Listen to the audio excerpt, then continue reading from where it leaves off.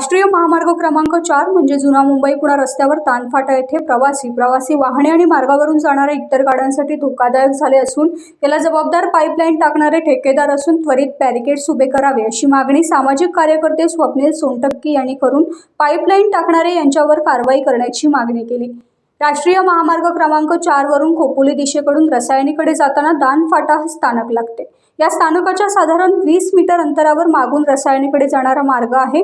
गेले वर्षभर पाईपलाईन टाकण्याच्या उद्देशाने हा रस्ता खोदून ठेवला, त्यामुळे रसायनी मोहपाड्याकडे जाणाऱ्या गाड्या दानफाटा स्थानकाला डाव्या बाजूला वळसा घालून जातात आणि रसायनी मोहपाडा या ठिकाणाहून येणाऱ्या गाड्या पनवेल व खोपोली दिशेकडे जातात।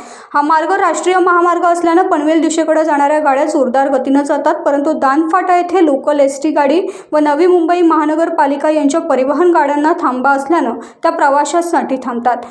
लागूनच रिक्षा स्टँड आहे। खोपोलीकडून रसायनी मोहपाड्याकडे जाणाऱ्या गाड्या यांची गती कमी होते, त्यातच रसायनी मोहपाडा या ठिकाणाहून येणाऱ्या गाड्या खोपोलीकडे जाणाऱ्या असल्यास वाहतूक मंदावते, त्यामुळे खोपोलीकडून पनवेलकडे जाणारी गाडीची गती चालकाला आवरता आली नाही तर अपघात होतात।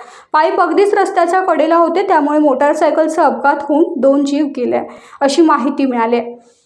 ही हद्द रसायनी पोलीस ठाणे की खालापूर पोलीस ठाणे यावर अद्याप निर्णय न झाल्याने तक्रार कुठे करायची असा प्रश्न अपघातग्रस्तांना पडलाय। त्यामुळे गेले वर्षभर संथ गतीने पाईपलाईनचं काम करणारे ठेकेदार यांनी कोणतीच उपाययोजना न करता कायम रहदारी असणाऱ्या रस्त्यावर हायड्रा गाडीने पाईप टाकण्याचं काम सुरू आहे।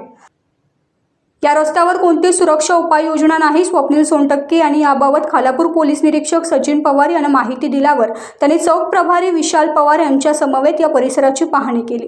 दुसऱ्यांदा चुकीमुळे निष्पाप गेलेल्या जीवांची भरपाई कोण करणार असा सवाल उपस्थित झाला। नमस्कार, सदरील दानफाटा येथील लोकेशन आहे। त्या लोकेशनवर एक 5-7 दिवसापूर्वी एक बाईक स्वाराचा अपघात झाला होता आणि या बाईकला धडक दिल्यामुळे हा अपघात झाले आणि त्याचा जागीच मृत्यू झाले। त्याच्याच पाठीमागे 15 दिवस मागे तेव्हा एक स्कूटीवाल्याचा अपघात झाला होता आणि त्या अपघातात तोही दगावला गेला।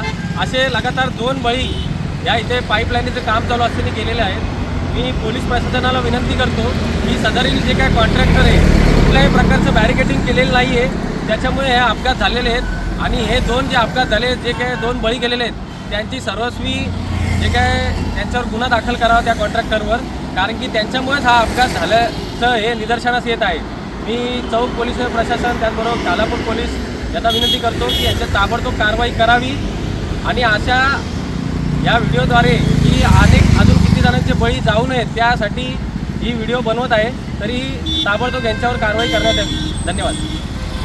टाइम्स डिजिटलला लाईक करा, शेअर करा, सबस्क्राईब करा आणि बेल आयकॉन दाबायला विसरू नका।